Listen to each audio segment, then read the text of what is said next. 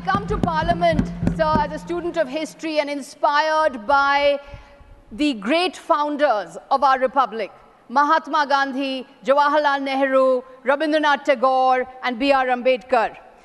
Each of them has given us a life lesson. What has Mahatma Gandhi taught us? He's taught us that to create political transformation, there needs to be transformation of the self. Mahatma Gandhi has written a wonderful essay in the Harijan Weekly on 3rd October 1936, where he likens the war in the Mahabharata to a philosophical metaphor. This is the war within between our best self and our worst self. And it is when our worst self triumphs over our, triumphs over our worst self, that is when we can create the perfect society and the just society.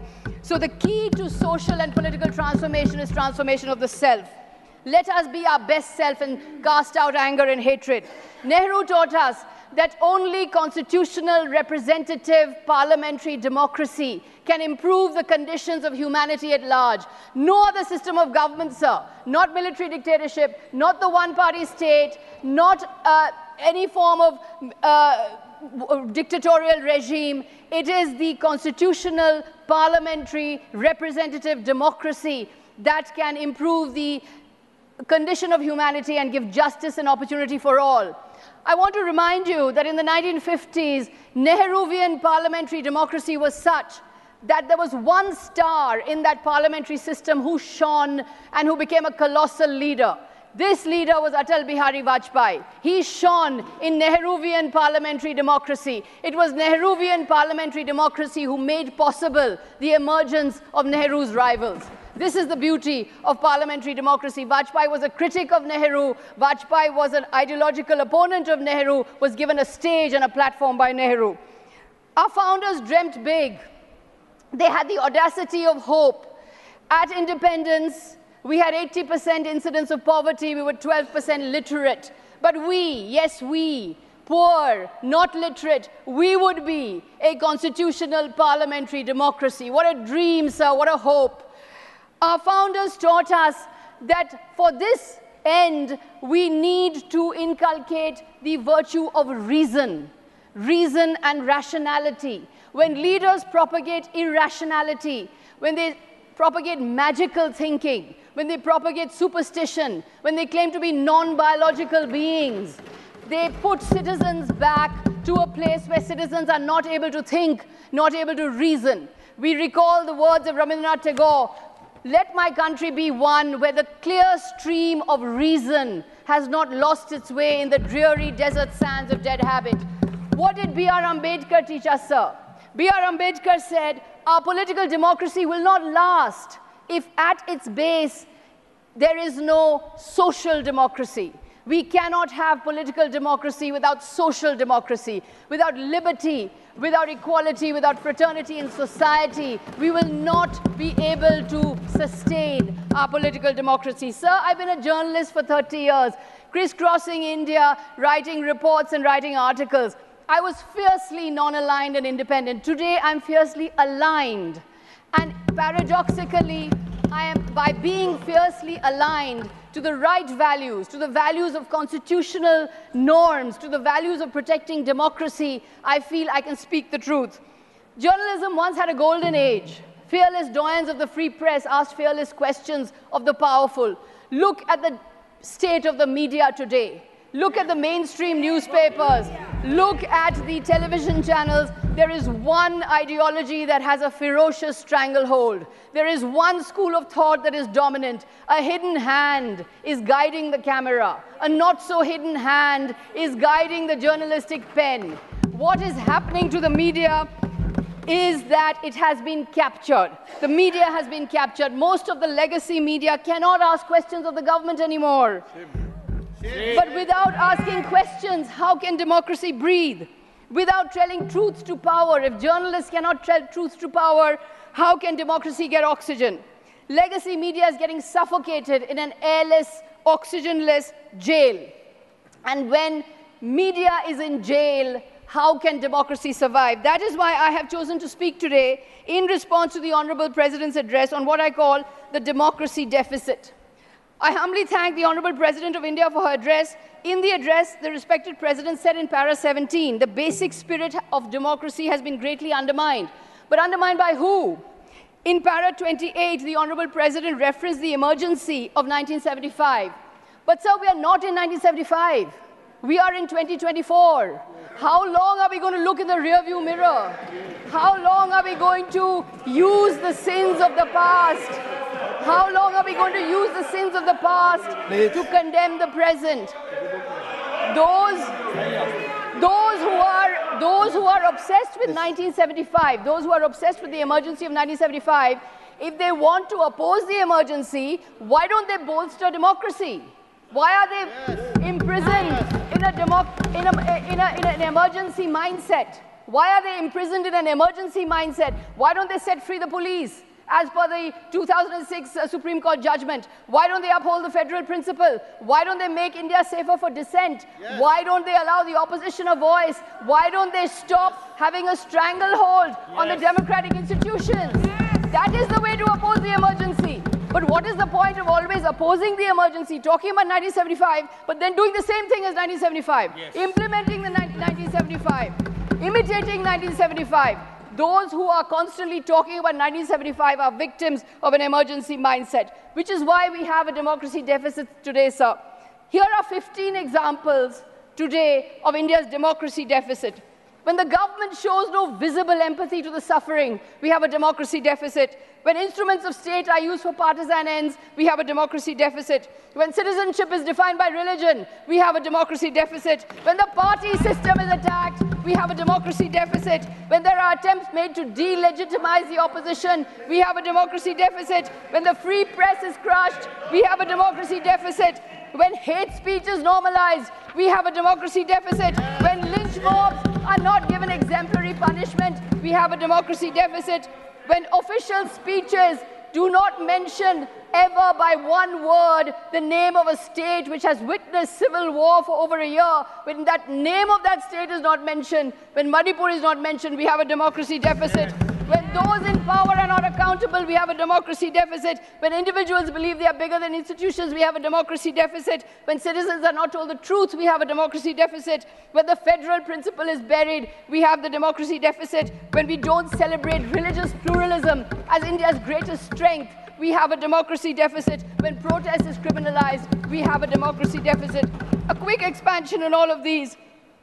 So the principle of empathy.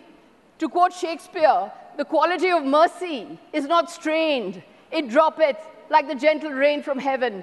In the same way, sir, the quality of empathy. Where is empathy? Empathy is a principle of good governance. 24 lakh students sat for the National Eligibility and Entrance Test. A desperate child takes an examination, finds that the paper has leaked, loses that examination, goes on the street to protest, and the education minister says this is a motivated protest, that this didn't happen. Where is empathy, sir? So my son is a doctor. I've seen the hard work, the Herculean effort, students pushing themselves to the brink to prepare for these examinations. Where is empathy for these students who are on the street, desperate? 26 students in 2023 took their own lives. 26 students took their own lives in 2023 in Kota. 70 papers have leaked in 7 years. This is the nature of the anguish facing the students today. There's a democracy deficit when the instruments of state are used for partisan purposes, when the enforcement agencies become a washing machine, one side always guilty, other side always innocent. The moment you switch sides, you're deemed innocent. Among politicians, 95% cases of the enforcement agencies are against opposition politicians. Shame. Since 2014, 25 opposition leaders facing probes have crossed over to the Bharatiya Janata Party. 23 of them have got clean chits. There's a democracy deficit when citizenship is linked to religion. How can religious identity be the basis of citizenship? This is a principle our founders would have opposed with all their might. 19 lakh excluded in Assam, sir, majority of them Hindus, 40 lakh still living under the threat of the CAA and the NRC.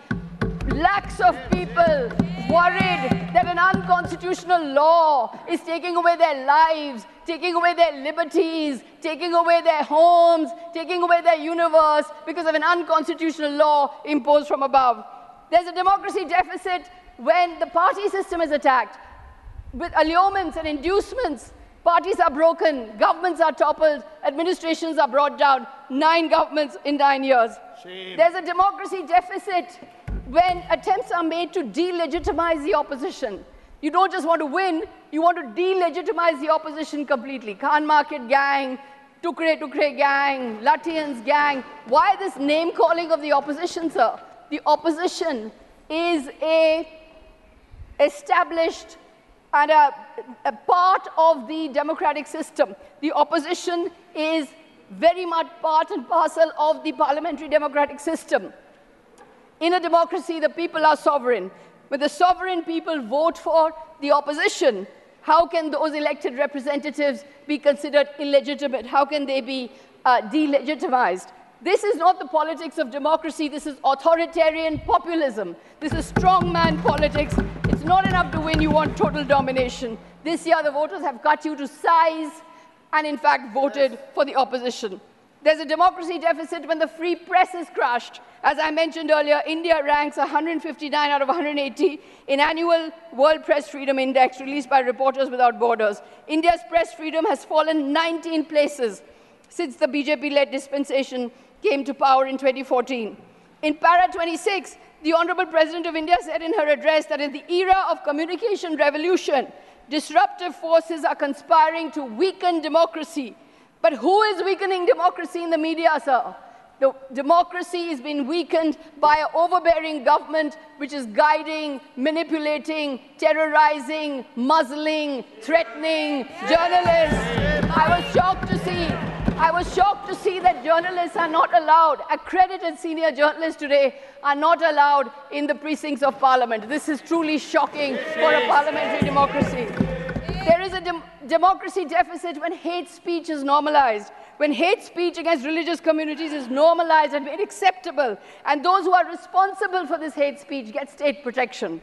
75% of hate speech events come from states ruled by the BJP, according to the India Hate Lab.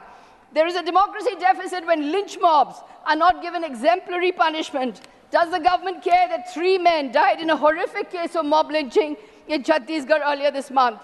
There have been many such crimes. They've gone unnoticed. A report by India Spend reveals that 97% of all attacks centered on cattle-related issues between 2010 and 2017. 97% cases were reported in the last 3 years. 61 out of a total 63 such cases are registered after the creation of the cow protection squads and beef trade restrictions, showing that it is under BJP dispensations. It is under BJP dispensations that these attacks have increased. There is a democracy deficit when a civil war has raged for over a year in a state, and that state's name cannot be mentioned by the Honorable President in her address, and the Prime Minister does not even visit once to Manipur, where over 70,000 are homeless and 200 have died. There is a democracy deficit when those in power are not accountable. There's little accountability to those in power, neither to students, nor to rail victims, nor to youth promised crores of jobs, nor to women who are victims of crime.